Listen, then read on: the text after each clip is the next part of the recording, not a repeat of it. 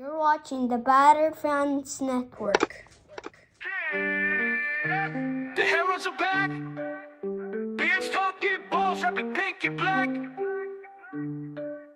Coming live from the 305, it's official tissue. The Battered Fam, Chris and Dan, weekly rocking with you. We talk Messi, Boosie, Jordy, Lucho, the Fat Four, to Ben Cram, Noah, Ruiz, Fred. What more could you ask for? Tighten up and get ready, listen in on the pod. Solana and X in Espanol, just to even the odds. Breakdowns and gas wagon, join the tribe and just vibe. Free 99, don't forget to like and subscribe. Don't hesitate, say what's up, go ahead and come in. No question about it, I'm ready to get hurt again. No question about it, I am ready to get hurt again. Chris, the Herons are back. Welcome, everybody, to episode number 565 of the Battered Herons podcast. I am your host, Daniel Gunnar. Alongside me will eventually be Mr. KBD. But while we wait for him, a little blast from the past. That intro, for those of you that have been around for a while, you know that was the intro we had before we ever became champs. Doesn't feel like we're champs right now. So I figured we changed it up and go old school because it was a rough go this weekend.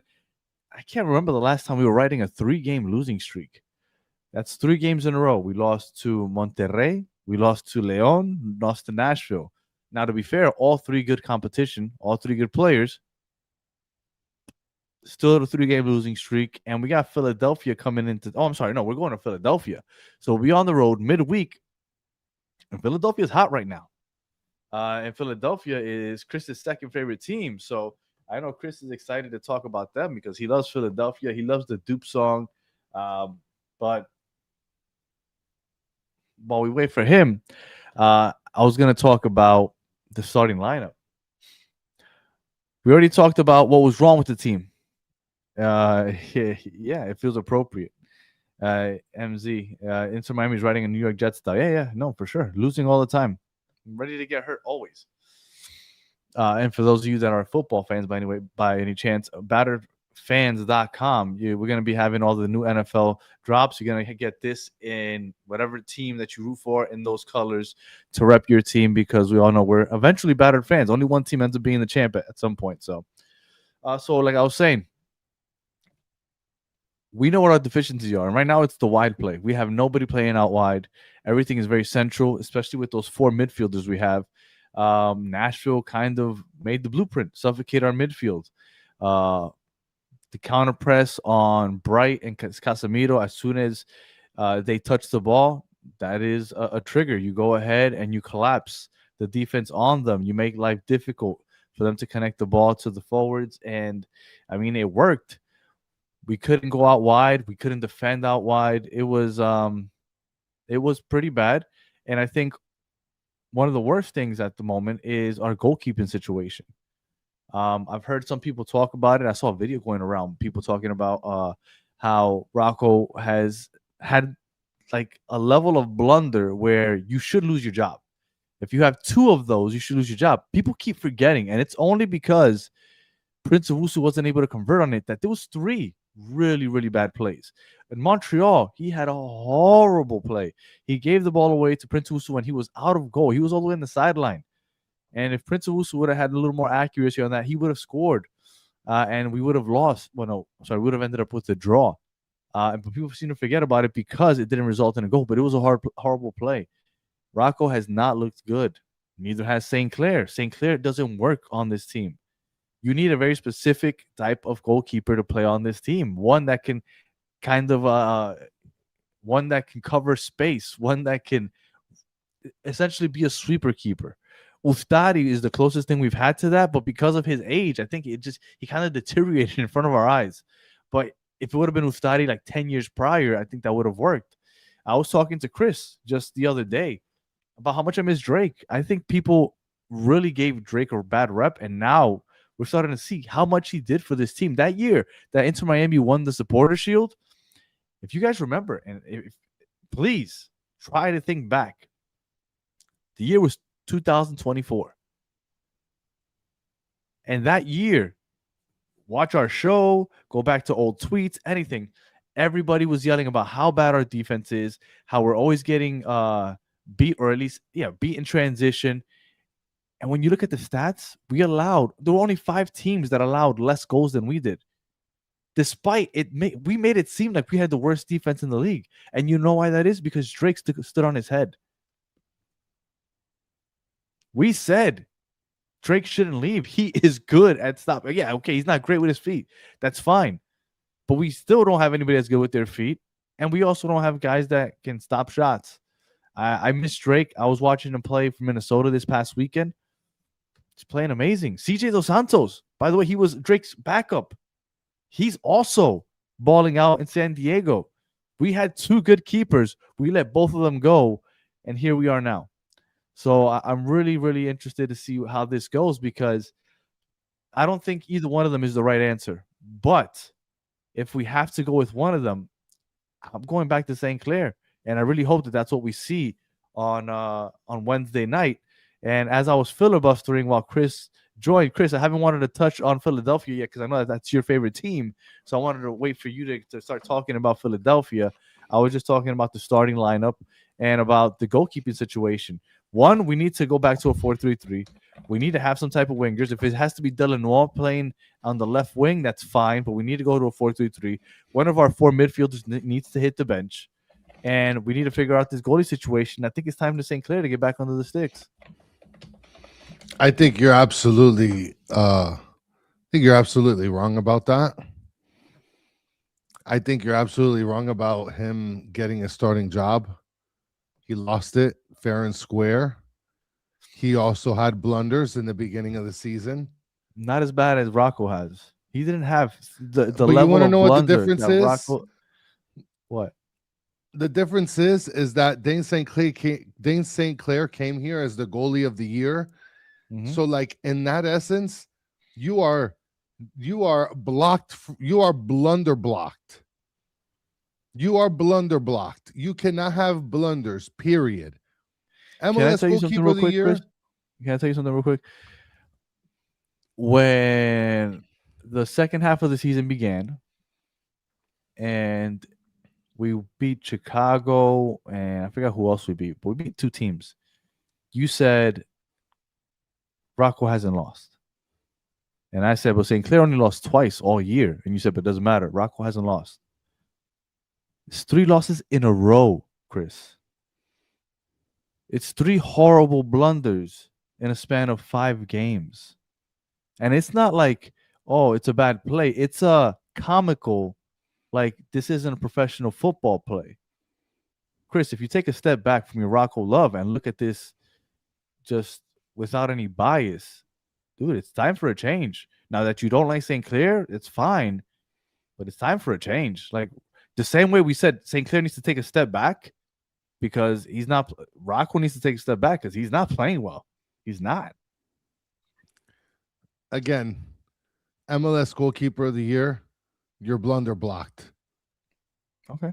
I've had enough blunders from a player that wasn't allowed to have blunders. And on top of that, Rocco came in like 3rd string in it last season.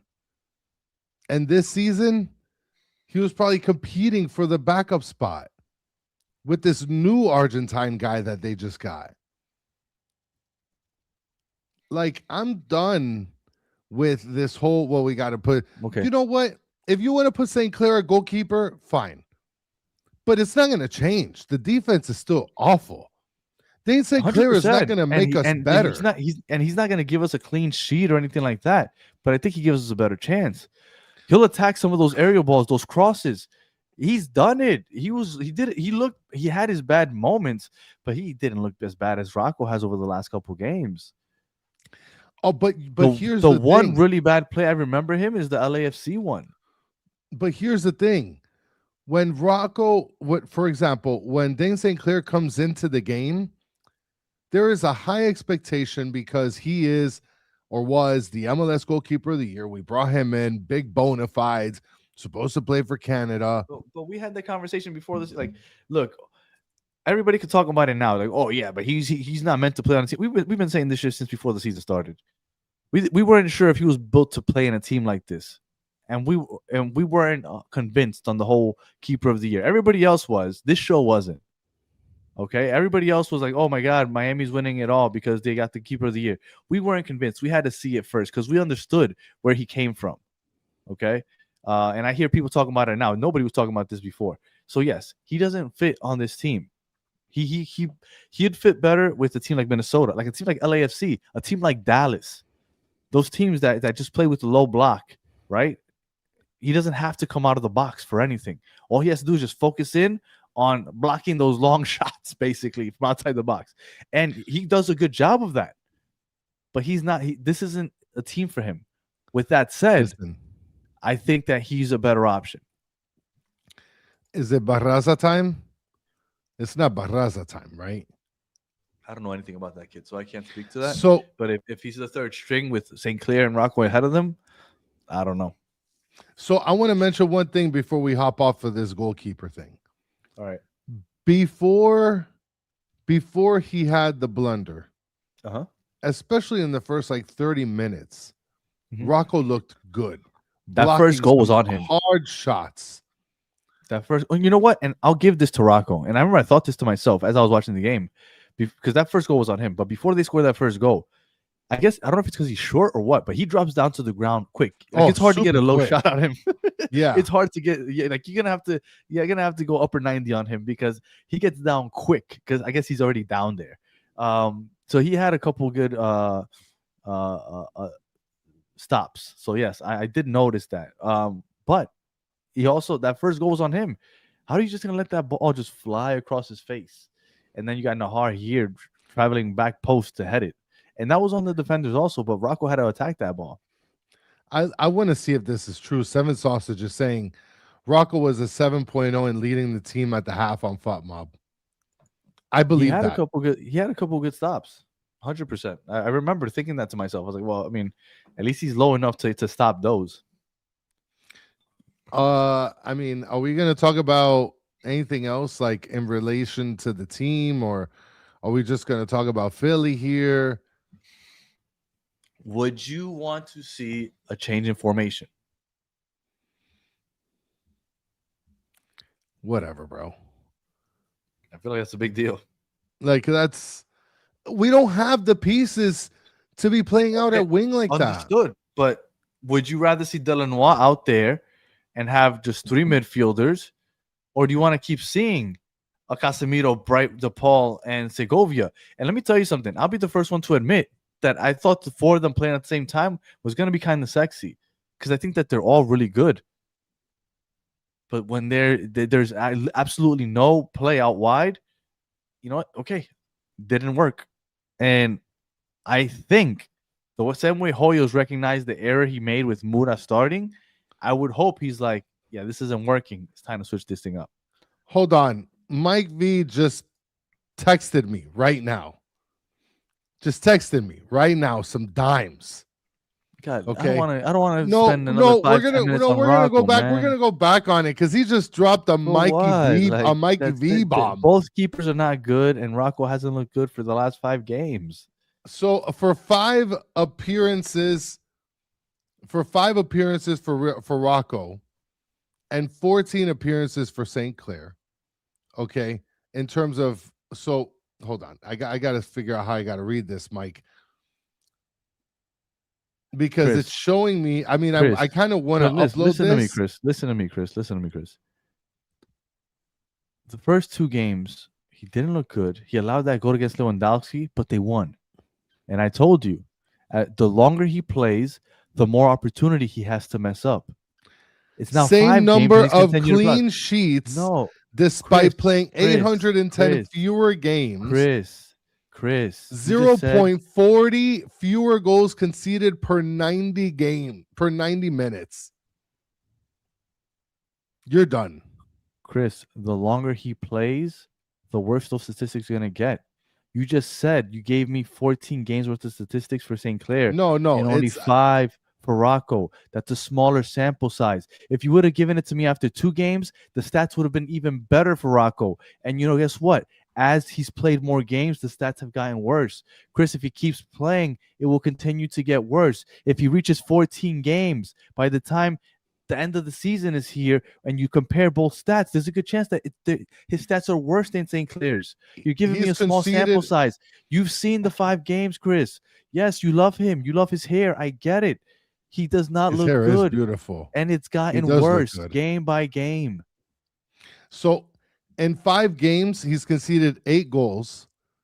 And in 14, St. Clair conceded 28. If you do the math, 5 multiplied 3 times, and that's giving you an extra game, he would only concede 24 goals to 28 St. Clair's. I gave you a couple goals on the house. And Rocco Blanco's better than him.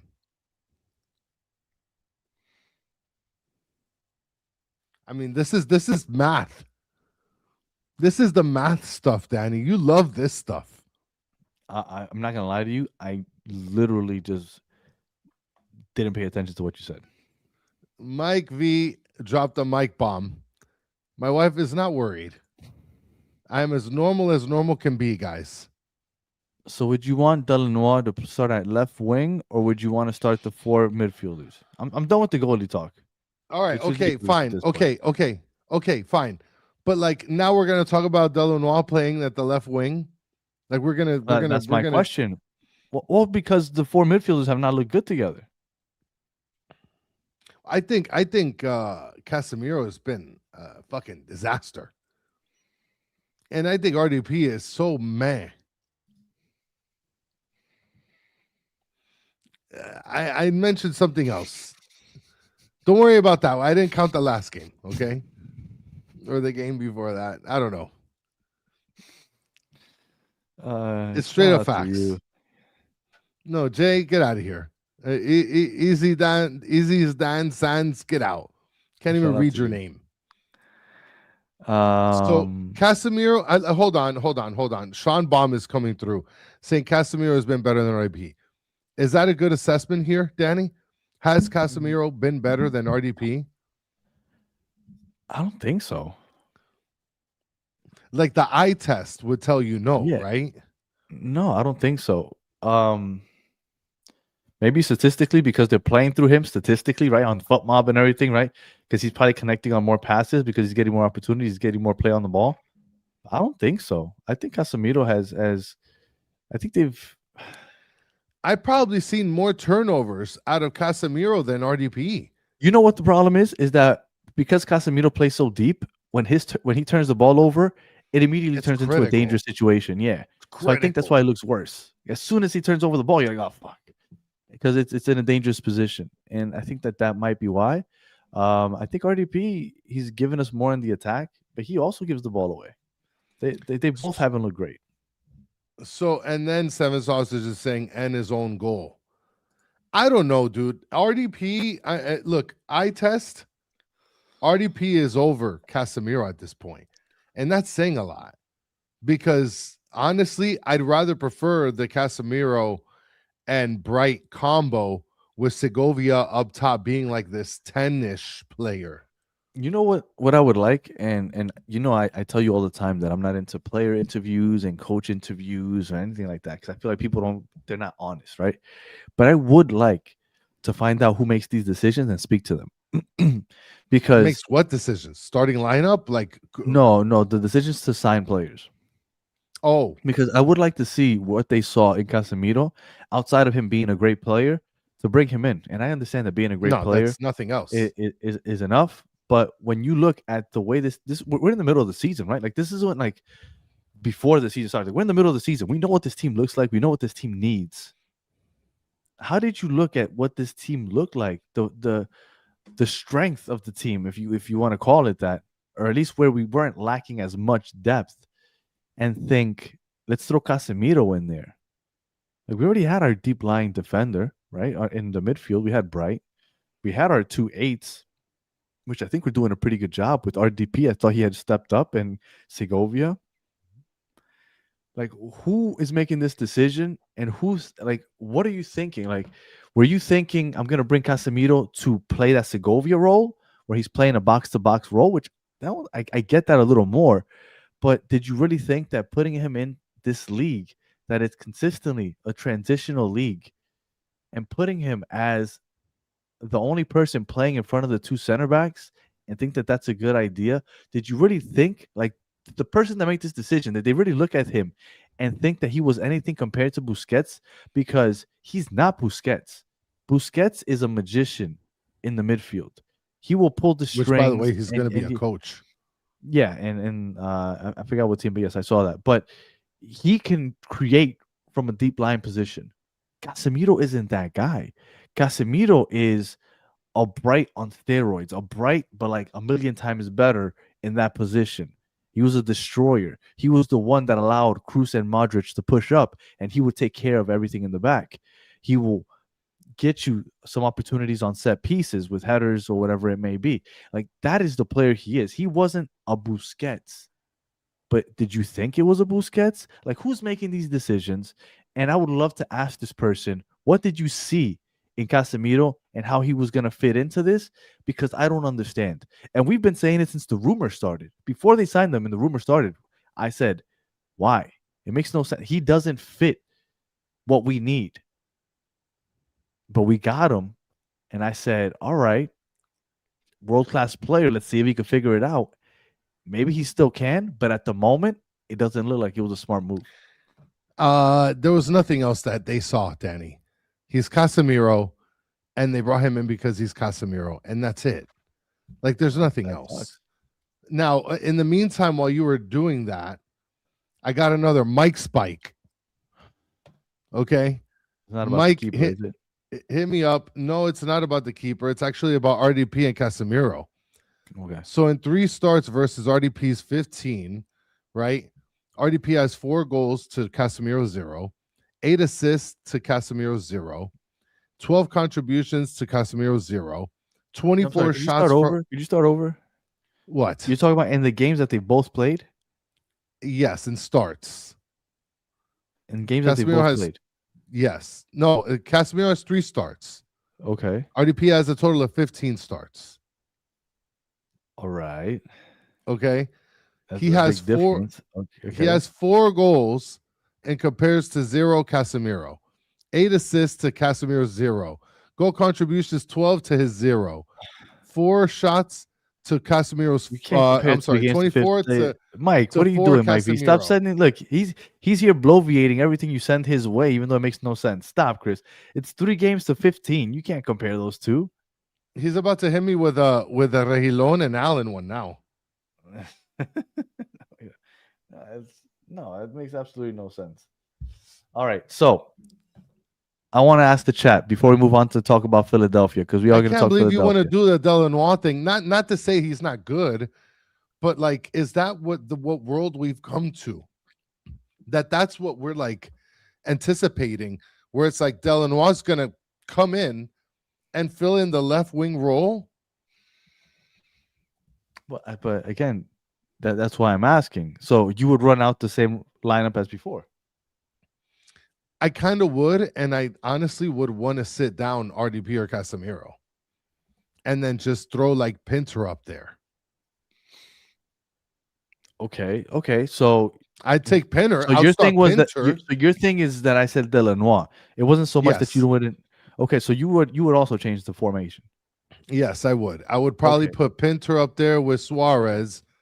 That was ultimately my question. Okay. Yeah, that's what I would do. And then, but the thing is, you have yourself a little issue there, because then you're going to have Messi just like rando bando wherever the hell he wants, which is typically what he does.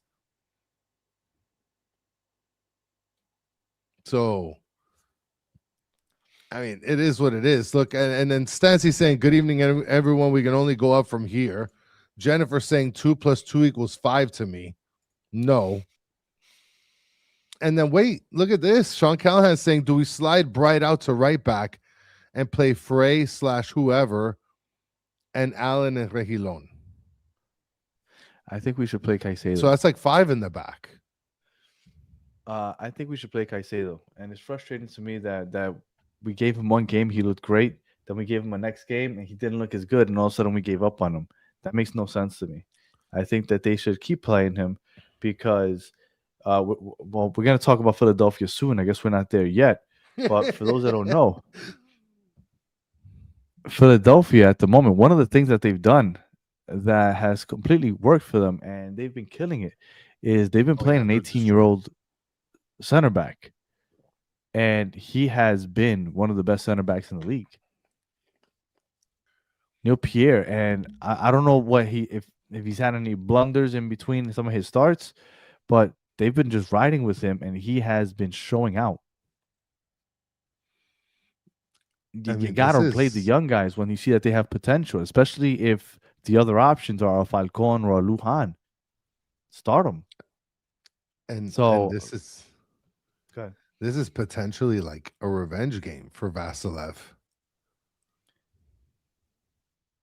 Vasilev. John Jock is amazing. John Jock is fantastic on this team. He's one of my favorite players in the league. Daniel John Jock, he's awesome. And Yeah. Kevin Sullivan's been cutting it up. Oh, Kevin Sullivan's been balling. Yeah. Kevin Sullivan's been balling. So, we want to go to Philadelphia yet, or you want to finish off into Miami? Listen, there's anything- Philadelphia. Do you think Messi? Because a lot of talk has been about Messi and how they feel like he still isn't fully there mentally. I would imagine so, dude. To have a loss like that in your life and to like lock in immediately after, that's not. I mean, you can get Yeah. lost in the sport, right? Just like the sport kind Right. of distracts you. So like I feel like it helps in some sense, Mhm. but like, it's major. Like everything that is revolving around him involves some way, shape, or form his father, including him with Inter Miami. I would imagine so. So like I can't imagine it to be easy. And I don't know if he's like struggling internally. I imagine so. But and you know what? I think and there's been other players on the team that have lost their father, and Ayala even and the- David Ruiz. yeah, and you have the coach that also, lost his father. Like a lot of people that can, I guess, relate to him in that Mhm. sense and kind of help him. But like, I don't know, like how much can you help even in relating to something like that?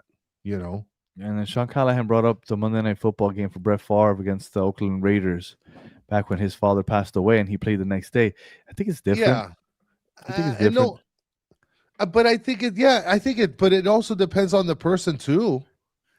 Well, and this is the thing. In that sport, when you're the quarterback, you have the ball in your You're hands like, always. Like you can do. Like he played almost a perfect game. I want to say that I don't know how many incompletions he threw, but for those that don't know, Brett Favre was an American quarterback. We talk about American football, yeah. and he was one of the greatest of all times. He was a gunslinger, as they call him, because he was just Ooh. reckless throwing the Oh, ball. But I used to love watching him play. But his dad passed away on a Sunday, and the next game was a Monday Night Football game against the Oakland Raiders. He went, he played, and he played almost a perfect game. I don't know if he threw or how many incompletions he threw. He had like 4 touchdowns. Like it was like it's one of the greatest. Like How you can remember you talk played about against the greatest games of all Oakland time. That's Raiders? one of those for regular season. And he did it after his dad passed away. And I remember that was the talk, but the game was in his hand literally every play. Like that in that sport, that is the one player on the team outside, I guess, center, if you want to be funny about it. But that's the one player that gets the ball in their hands literally every play. So he had full control. Whereas in Messi needs to depend on 10 other players. Messi needs to depend, like the way Nashville suffocated the midfield, it made it life hard for Messi to receive the ball and for him to make, even though he had opportunities, right? He had the PK shot, he had at the end of the game the double post, but it makes it a lot harder. You don't have as many opportunities, right? And Brett Favre had the ball in his hands all the time, and he made the most out of it. So I think it's different. I'm sure, and it could also get very frustrating, right? Because if you can't get the ball because your teammates aren't getting you the ball, I'm sure that can get frustrating in other ways. So just random American football talk there for 3-4 minutes. First of all, I can't believe you remember that they played against the Oakland Raiders that game. I have so much useless sports information in this brain, Chris. You do not understand. I just like how you remember it was the Oakland Raiders. Like that would have stumped me. I didn't even know what team he played. I was frustrated that I didn't remember if he threw how many incompletions he threw. Honestly, that's what I was killing myself for right now. I was like, can't believe I forgot how many 4? It's got to be like 3 or 4. I just thought it was the greatest game of his career.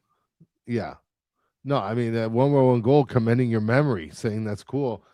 When it comes to sports, you would be surprised the useless memory I have.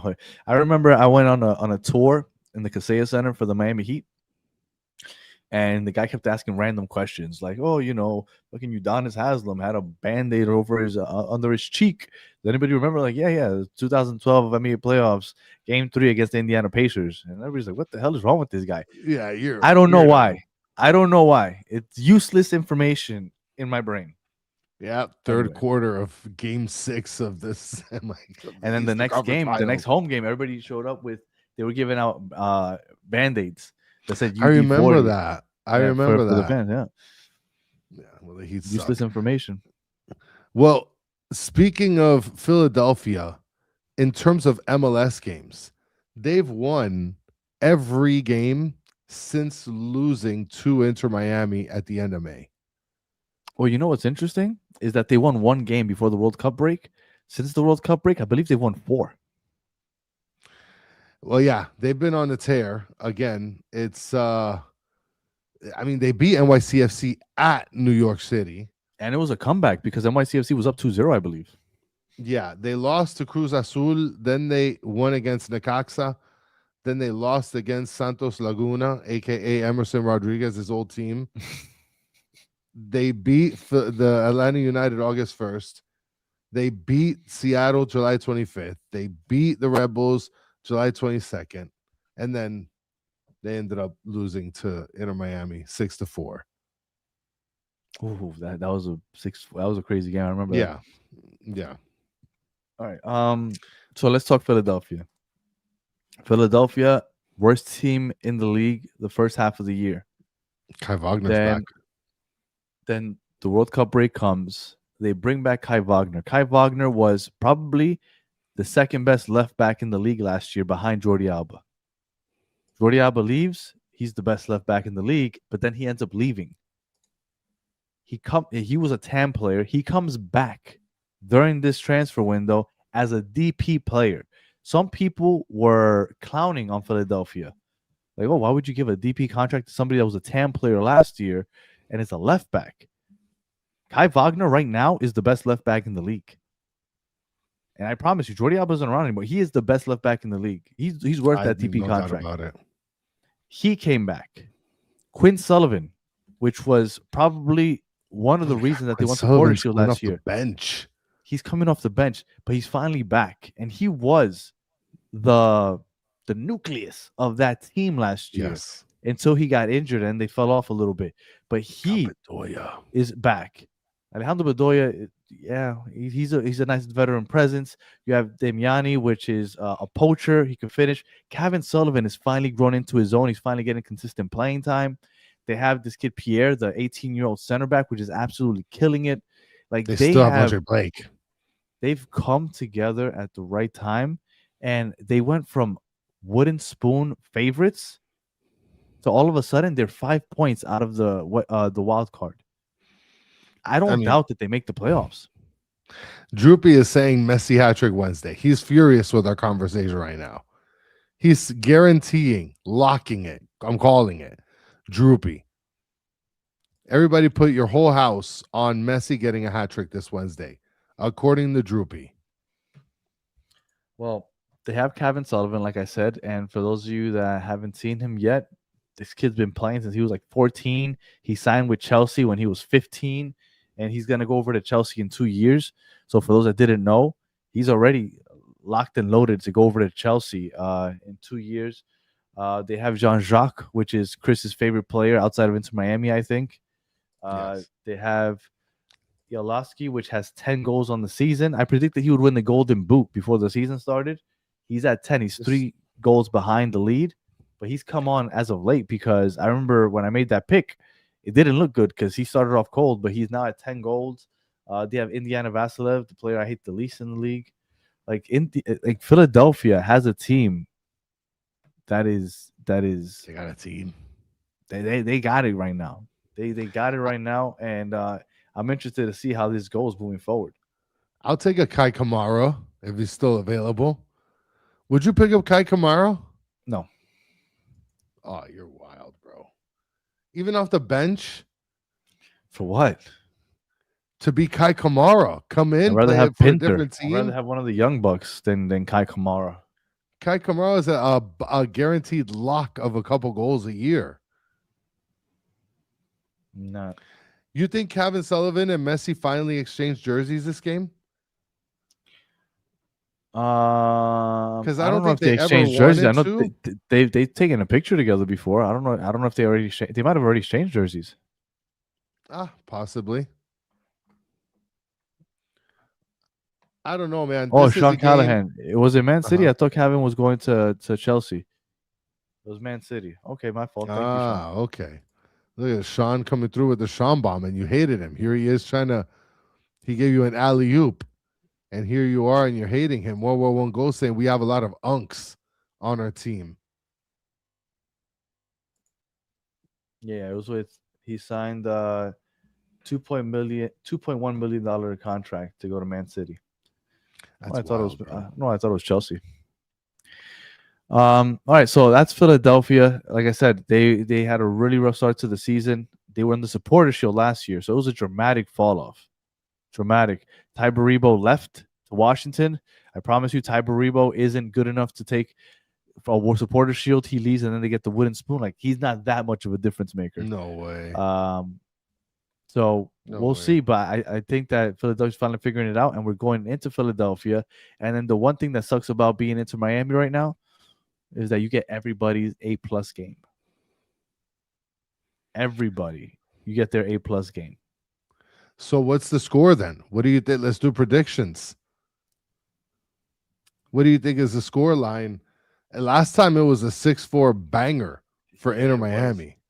I mean, that's the game I saw when that Philadelphia went up with like 2 or 3-0, and I told you, and I put I put $100? Was it $10 to win 100? I put money on it, and I regret not putting 1,000 because I knew that Miami would come back. Yeah. And that would have put me through the summer. Anyway, you know why I have a hard time picking this game? And in the chat, let us know what your predictions are. You know why I have a hard time picking this game? Because I feel like it all depends on if Hoyos makes these changes in the formation, if he makes the change at keeper. And I don't know if he is or not. So I don't know what team's going to be out there. Ooh, this is very true. Casemiro for picks example, up the yellow almost every game. Yeah, he already has 4. You know, Yeah. Saad, how he was cutting up that left side. Yeah. Kai Wagner is going to eat tomorrow. Oh, yeah. Or Wednesday. Facundo Mura is a shell of himself right now. No, Facundo Mura isn't going to start. What I like what Hoyos did, but what Hoyos did to Mura was like a scarlet letter. Like, you don't do that to a player. Yeah. Like, you don't bench a player based on performance before the half. When you do that, like, the player loses respect for the coach, I believe. There's no coming back. No way, from dude. that. You're a scrub. How are you going to lose respect? You're a scrub. But you can't take him out before the half. Once you do that, you basically said you're trash. Like, it's one of those unwritten rules. You don't sub him off unless, based off of performance, you don't sub him off before half. I would love this. Now that he did that, he's not going to start. He can't start after that. Droopy is saying, can we sit Casemiro off for the first half and see how it looks? I think this is fantastic. It's Segovia or Bright that are going to go to the bench, and you know it. It's sad. But we know it, though. Who would you start? Would you start, let's say hypothetically he goes to the 4-3-3. I'm asking you and I'm asking the chat. Let's say hypothetically they go to the 4-3-3. Let's say they keep Casemiro as that lone pivot for whatever reason. They have Rodrigo De Paul playing the right mid. Who do you have playing the left mid? Do you have Segovia or do you have Bright? I would probably bring on Bright. Okay. I'd rather have my defensive linchpins early in the game. And then if I need to get the game, if I need to go after it, I'll go after it with Segovia later. Segovia. Okay. I like that. It's not a bad. Will Berterame play? Steve is asking. Berterame went back to training 10 days ago, but I haven't heard any update about him clearing any protocols to play. But I know he has been at training August 7th, so it's been 10 days. August 7th, I believe, is the day he went back and started training again. What is the ready? I wonder what the protocol is on that whole for an assassination. I have no idea. Games? That's not concussion protocol. That's assassination protocol. That guy went for his life. Mike is dropping a mic spike. It's got Philly winning 2-1. This is a weird game to pick. Yeah, Because I'm thinking about going Philly too. And I think I'm gonna go like 3-2 Philadelphia.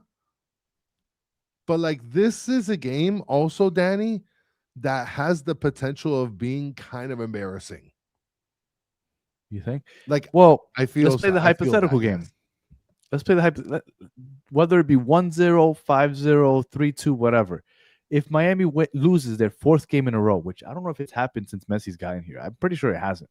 I don't even think that they've lost 3 in a row. I have to look it up.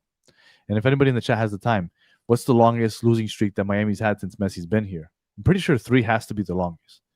Hypothetically, they lose 4 in a row. The world is fucking falling, right? It's over. Like, it's over. Not for me and not for a lot of us like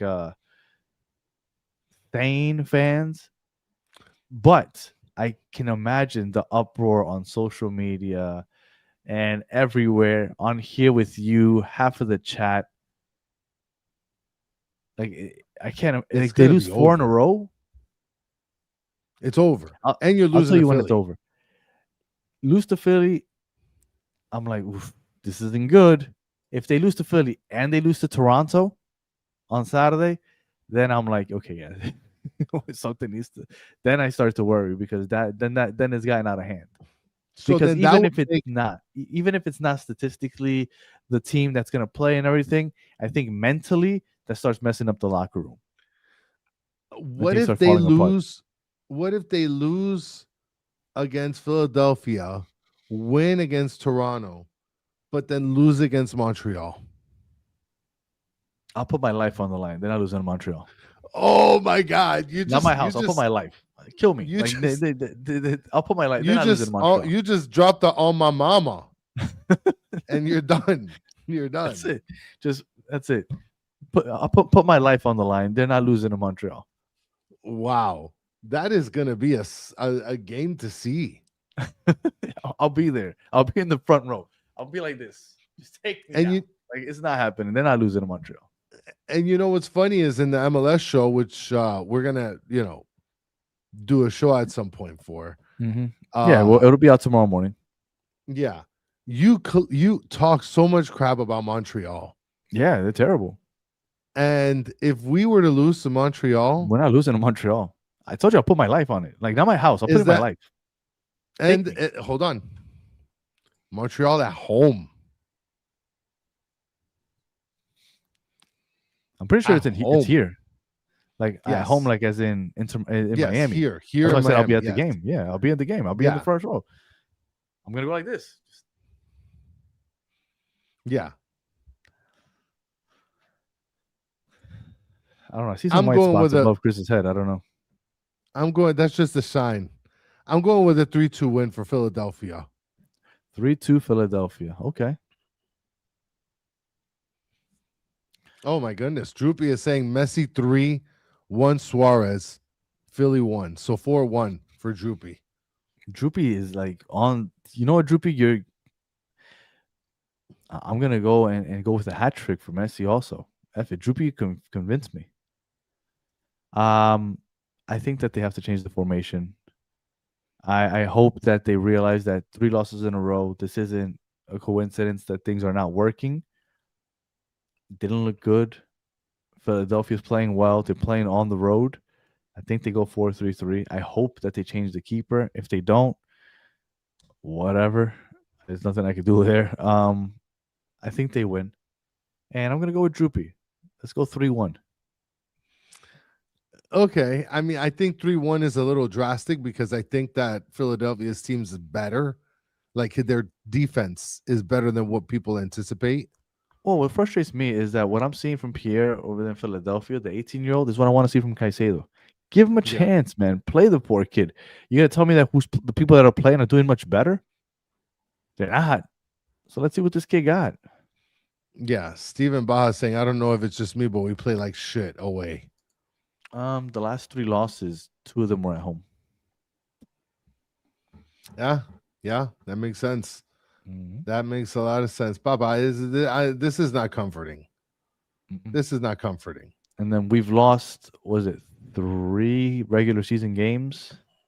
1 was at home, the Orlando one. The other 2 was in LA, and then this last one against Nashville. All right. So, but I'm going like Droopy said, I'm going Messi Hattie. Give him the hat. That's wild, bro. Put money on it. But you know what? Okay. I'll put my life on the Montreal game. My life. Put my life on the line. That No way we and get to Montreal. what's his name? Signed with Montreal. That guy. I hate Alexis Sanchez. That would be the guy to end my life. Him and his fucking Daisy Dukes. Fucking That would be a funny highlight package. Alexis Sanchez. That would be Like terrible. a game-winning goal, and then it's right on our side. Oh my and god! you Watch it be a drop PK. dead. It should be a PK. You can see me in the background just fall over. All right. All right. Well, that was it. No Todd the God today. He couldn't join us. So we went at it, but it's all right. We I think with the way things are going right now, we'd rather just talk amongst ourselves anyway. Misery loves company. Yep. When are the injured players coming back? I mean, we have so many. We need Aviles back. But Ram is training again. Allende, Silvetti? I don't know if he's still in Spain or what, but he had knee surgery, so who knows when he'll come back? Maybe October. I think he has his own. Like club suite at this point. I always see him in crutches, like by the club suites. Like, dude, you have your own club suite by this point. Let's see, Silvetti with the shoulder. I think that's a couple of weeks. Look, there's no timetable for his return. For Allende, That's terrible. He's for gone. Allende, there's no timetable. Yeah, he's gone. Forget about it. Berterame, I think, will be back for either Toronto or Montreal, though. That I do expect him to be back for Montreal or Toronto, one of those 2 teams. Yeah. At home, I think that not Philadelphia, but I think he'll be back this weekend or next. And that'll help, right? Mike V is saying we shouldn't complain about injured players. How do you think New England feels about Campana? That's a touchy subject, man. I was watching the Revs highlights, and Campana's still not on the squad, starting or on the bench. No, I'm part of a mess. I'm part of a chat with a couple like reporters and a bunch of people from across the league. They're actually having a conversation about Campana today. Really? About how they can't understand how this guy hasn't been able to just stay on. Apparently, he was off for most of the season, came back for like a game and a half, and then he's out again. And there's no timetable for his return. It was a bad injury, though. Like, if you watched the last game. Oh, no, I didn't see it. Yeah. You know what it is? And people make, I think, a lot out of it, but I think it kind of has some validity to it. I think you need some hunger. I don't know if that makes sense to people, but I know where you're going with this. Yeah, he's rich. He's Campana. Like he came from he's like the son of a politician in Ecuador. He has crazy money. Like, I don't think he had the hunger, and I do think that plays a part in it. Not completely. Some kids come from good upbringings and good money, and but he wasn't hungry. Mike B is saying Robbie Robinson played more than Campana right now. Coco Jean. Look, Luis Suarez has played more than Campana. Yeah, he has. I mean, but Luis Suarez, like, I'm pretty sure Luis Suarez, like, he wasn't. He didn't. Well, first of all, like, he doesn't run as much as Campana did in terms of like playing defense. Campana surprisingly played 100 games. Exactly 100 games for Miami. Yeah. I was going to remember say, that was that was the picture that I showed you where it showed like him and Higuain, or no, it was the listing of the people that played 100 games, and he was there with 100. Robert Taylor and Drake Callender. Which Drake Callender, man, I'm sure all of you guys that are haters of Drake Callender are just loving life right now. He looks amazing in Minnesota. Yeah, he looked really good this weekend. Yeah. Well, Rowan goes saying, I miss Robbie Robinson. I miss him too. Puked on the side of the pitch like a boss. What do you think leads the franchise for most games played in Inter Miami history? Robert Taylor. He's tied for third. Okay. It's Calendar. He's second. Are you serious? Yeah. Oh, Noah Allen. Yep. Yeah. Noah Allen, Totally forgot that. 129. Yeah. 129. He's Second is Rick Calendar with 118. Sergio Busquets and Robert Taylor are both tied for third with 116. And then tied for fifth is Kremaki and Lionel Messi with 107. So Messi is going to be in sole possession of The fifth number place 5 spot. after tomorrow. Guys, for those of you that have been rocking with us since we started the show, Noah Allen's the only player from that roster Yeah. still we here. started in 2020. The season of 2022 is when we started the show. Yes. Noah Allen started in 2022. The only one. I mean, I guess you can count David Ruiz. He was somewhere there in the mix. I don't think he was on the main team at that point. So shout out to Noah Allen for that seniority. Punching in. All right. Well, and let me tell you, Francisco, of course he's not starting. He's losing his job to a bunch of Spaniards. You got him fighting for the job with a bunch of Spaniards. You got Ian Frey fighting for the job with a bunch of Argentines.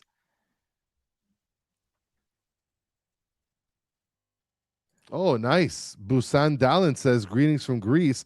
Nobody knows him here, by the way. I mean, his thank you for throwing that in there. That's not nice. I mean, it's his mother, by the way, that's like Greek, if I'm not mistaken. You know who Giannis is? He's in Miami. I'm sure you know who Giannis is. Yeah. All right. I'm gonna run down the list of top goal scorers in Inter Miami history. Messi, number 1. That's what we're doing with this Philadelphia episode. Yeah, we're about to finish it up here. Luis Suarez, number 2. I'm sure this is interesting for people. Luis Suarez, number 2. So Messi, number 1 with 92. Luis Suarez, number 2 with 52. Number 3 is Campana with 32. Number 4 is Higuain with 29. Can you guess who number 5 is?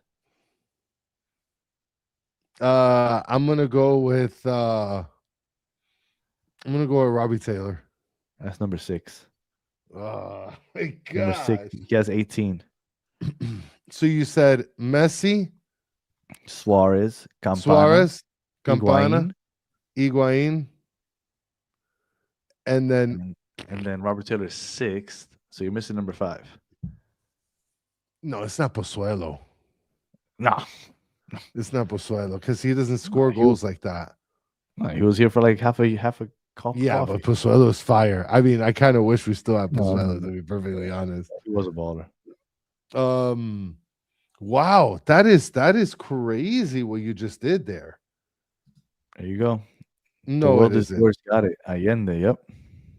Allende, number 5 with 24 goals. Robert Taylor, number 6 with 18. Delasco Segovia, number 7 with 16. Ooh, Jordi Alba, number 8 with 15. Can you guess who number 9 and number 10 are? Number 9 and 10. Number 9 has 12 goals and number 10 has 9 goals. For those of you watching, they're like, oh my God, this team sucks. We've only been around for 5 seasons. Relax. Yeah. 6 seasons at this point. Wow. I don't know, man, because that's tough because you want to put strikers in, but then wingers can get goals too. Okay, I'll go with Joseph. Number 9. Yep. Joseph number 9. Joseph's at 9. With 12, and then a winger at number 10. Kind of a winger. Played, he was Lassiter. No. Why not? But only 9 goals though, so let's go with I only played here 1 season only. He only played 9 goals in one season. Indiana Vasilev? No. Remember, he only scored 2 goals the whole season. It just happened in the same game. Right. Wait, hold on. Mike V. Robert Taylor. It can't be Robert Taylor. We just mentioned Robert Taylor, no? And he said he's only been here for 1 year. Matias Rojas. Yep. Matias Rojas, Wow. 9 goals. This is I like these little factual games here, Danny. Yeah. Oh, And Sean then- Callahan dropping a Sean bomb. Breck Shea. No. But we'll end it with this one because we're running up on the hour right now. Top assisters. Messi number 1 with 51. Who do you think number 2 is? Top assisters. Jordi Alba. Yes, number 2 with 33. Number 3 is Busquets. no. Whoa. Number Busquets 3 is is number 5. Wow. So no, it's nobody active with us right now, right? Yeah, active. Actively with us right Mhm. now. Yep. I'm not gonna there's RDP, Nope. He's only been here for like a year. Yannick Bright, Mm-mm. Ian Frey. No. Come on, man. We said when people were killing him, we're like, dude, he does more than just score goals. Suarez. Yep. Luis Suarez is number 3 with 31. Number 4 is Robert Taylor with 18. Number 5 is Sergio Busquets with 16. Number 6 is Gonzalo Higuain with 12. And then we have a Wow. 3-way tie for number 7. I'll give you one of the 3. Segovia is one of them. Uh-huh. Could you guess the other 2? Are they current players? One of them is, one of them isn't. Jean Mota. No. Wow.